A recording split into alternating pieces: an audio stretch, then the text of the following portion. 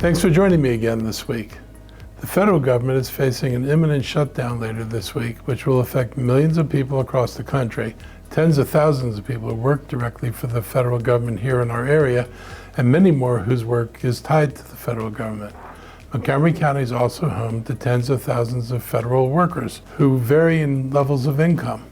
For some of our federal employee families, they are living paycheck to paycheck. Losing money from one period may contribute to creating a family crisis. Our county will step up to help in ways we can, but we cannot replace paychecks. I invited Jamie Raskin to join me for my weekly media briefing to talk about the situation. He talked about the hard work that was done this spring to avoid a shutdown like this. Even at this late stage, there are lawmakers from both parties, at least in the Senate, working to keep funding across all government departments going on past September 30th. Let's be clear, a small group of Republicans is responsible for this impasse. Congressman Raskin believes it could be tied to efforts by the former President Trump to create chaos and stop federal investigations against him. There will be a lot of innocent victims of this shutdown, and the former president continues to demonstrate that he's all too happy to place himself at the center above everyone else. The word has gone out to the federal agencies to prepare for the worst because negotiations are not close to solving that issue at this point. The worst government shutdown came just after I took office in late 2018, early 2019, when 38% of the federal workforce was laid off work for a little more than a month. I remember the stress it put on our residents, businesses, and even on our own government operations. Social programs are in jeopardy too. As the Agricultural Secretary told the New York Times this week, if we have a shutdown, WIC shuts down. WIC, W-I-C, stands for Women, Infants, and Children, the people who benefit from the government program responsible for providing healthy food for struggling single parents and their families. In 2021, an average of more than 16,000 children and nearly 13,000 women in Montgomery County participated in WIC. Based on our census data estimates, there are more than 65,000 children under the age of 6 who could be enrolled in WIC. In previous shutdowns, federal research labs have had to shutter important work until the cash flow is turned on again, which could impact some of the companies that have made Montgomery County one of the top life science hubs in the nation. Congressman Raskin told us that NIH will suspend new clinical trials during a shutdown. These trials lead to important medical advancements and draw people to our area from all over the country looking for hope in their health struggles. The Republicans are also proposing to cut Title I funding by 82%. What does that mean for Montgomery County? Our school system currently receives about $51 million in Title I funds, which go to about 35 of our schools serving our most impacted students and communities. This funds about 300 teachers and staff in Title I schools, including full-day Head Start programs. Given the children who benefit from this funding, their attack on this is nothing less than a racist, cynical maneuver to continue the inequity that is the legacy of slavery. Slashing federal funding would cut MCPS's allocation by $42 million, down to just $9 million, and would reduce the critical supports our Title I schools receive. This money funds Title I summer programming, academic interventions, social emotional supports, and other direct student services. This is absurd, mean-spirited, and bad for the nation as well. The fight over the shutdown stems from Republican dogged efforts to destroy important federal programs that make a meaningful difference in people's lives. We hope Congressman Raskin, members of his party, and the majority of Republicans, including Speaker Kevin McCarthy, can do what's right for our country and avoid unnecessary damage to our communities, families, and the quality of life. To keep up to date with the federal shutdown, a contingency plan was developed by each department. Please visit the Office of Personnel Management website at opm.gov or whitehouse.gov and search Agency Contingency Plans. Vision Zero has been our guidepost for street safety initiatives since before I became county executive. On Wednesday, I signed a bill that will add new measures to help protect people on our roads and sidewalks.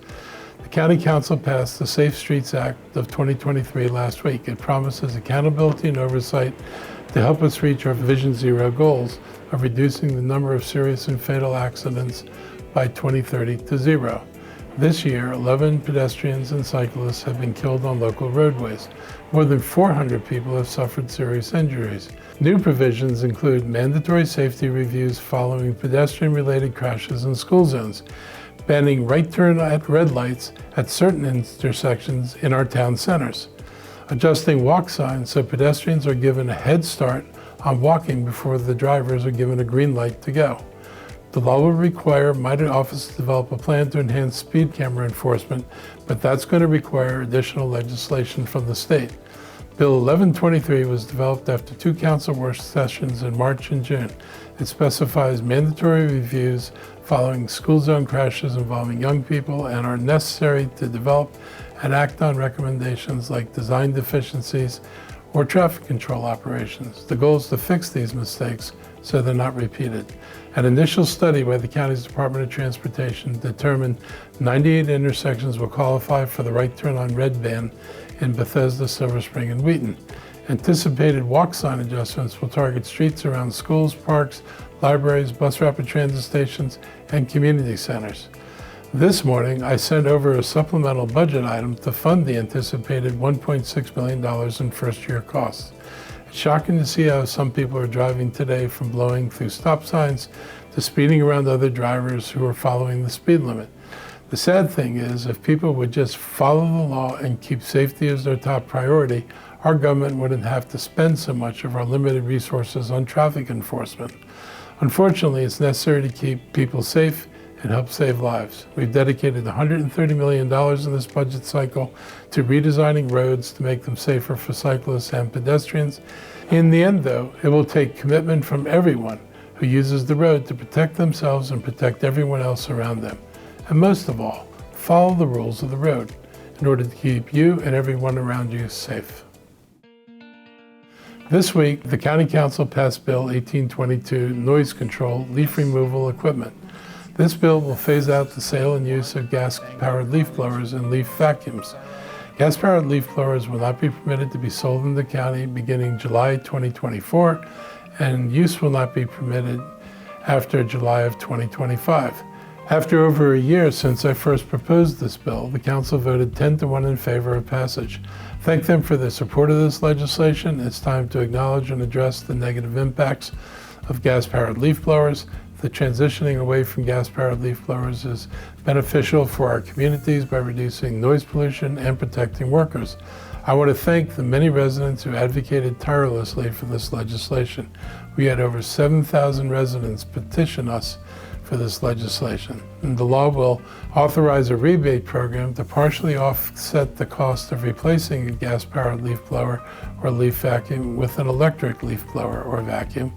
It exempts the use of gas leaf blower equipment for agricultural producers, and it maintains noise ordinance limits for leaf blowers and leaf vacuums not to exceed 70 decibels at a distance of 50 feet. Montgomery County's Department of Environmental Protection is developing a rebate program to offset the cost of electric leaf blowers. DEP will engage with local businesses, industry, and community members in the program's development, including a survey to assist in creating the rebate program's final form.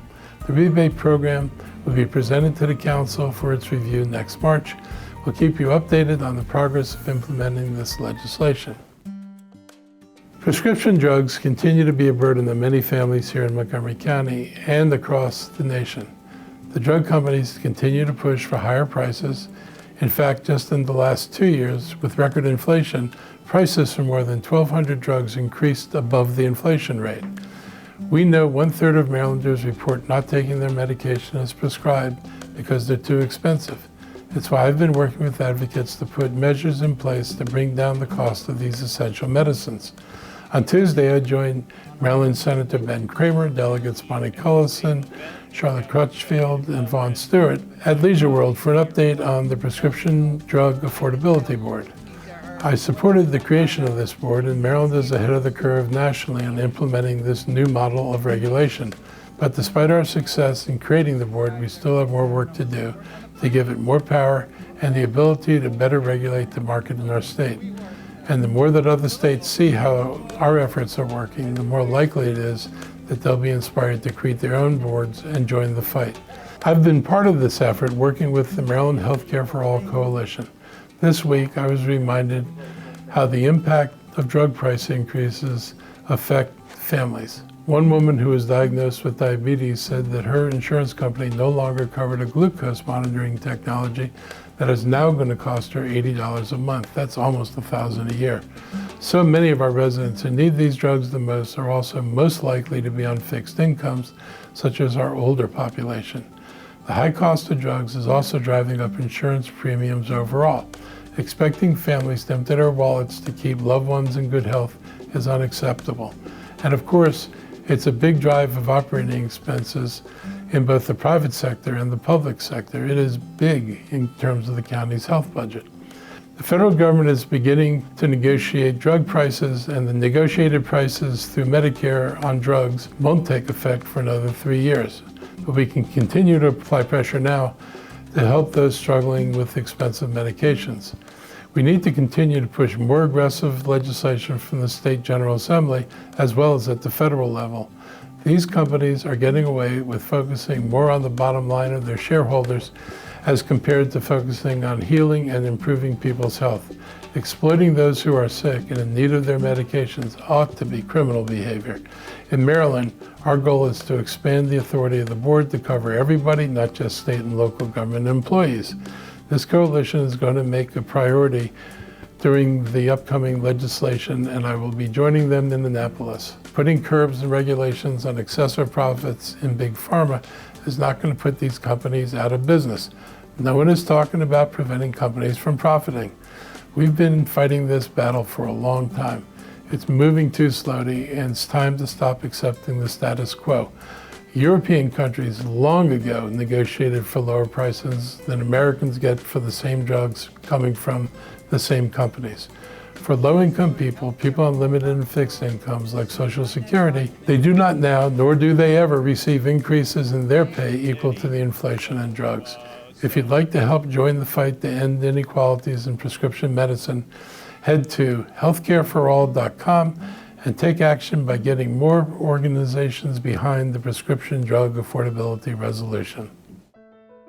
New COVID-19 vaccines have already started arriving in our area, including the first shipment to the county's Department of Health and Human Services. The vaccines the county has received will be used primarily to vaccinate uninsured adults. Our public health team will provide more information on the plan for reaching uninsured residents. Unlike the first several rounds of vaccinations, local governments will be getting limited supplies of vaccines, and that will be earmarked for those who are uninsured. Find out where local pharmacies and retailers are offering vaccinations by going to vaccines.gov. As with previous vaccine rollouts, a full supply is not immediately available, so getting an appointment will take some patience. You should also check with your healthcare provider, as many are receiving the vaccines as well. Vaccines should be covered by your health insurance, but be sure to check on the specifics of your policy's coverage. For example, some plans, such as Kaiser, require policyholders to get vaccinated at a Kaiser facility. I also want to encourage everyone to take advantage of the returning government program to receive free COVID test kits through the mail. Order those kits by visiting covid.gov/tests. We will continue to provide test kits at libraries, but remember to check with the library first, because we are serving a lot of demand for these kits, and there are times when a specific branch may run out of them before getting resupplied. We'll continue to ask the Maryland Department of Health for more test kits, and we just put in a request yesterday for more test kits than our typical order, and the state has already said they'll be sending us more. As far as this week's case count, transmission levels and hospitalizations, all of these are not much different than they were last week. We continue to be in the low community transmission category. However, as this is the first week of fall, we have seen clearly over the last several years that as we transition to more indoor activities, cases tend to go up. So please get this new booster and the annual flu shot as well. And if you're 60 or older or have a compromised immune system, getting the RSV vaccine is also recommended. You can start the search for that by going to vaccines.gov. So that's our wrap for today. I hope you have a great week, and I will see you again soon.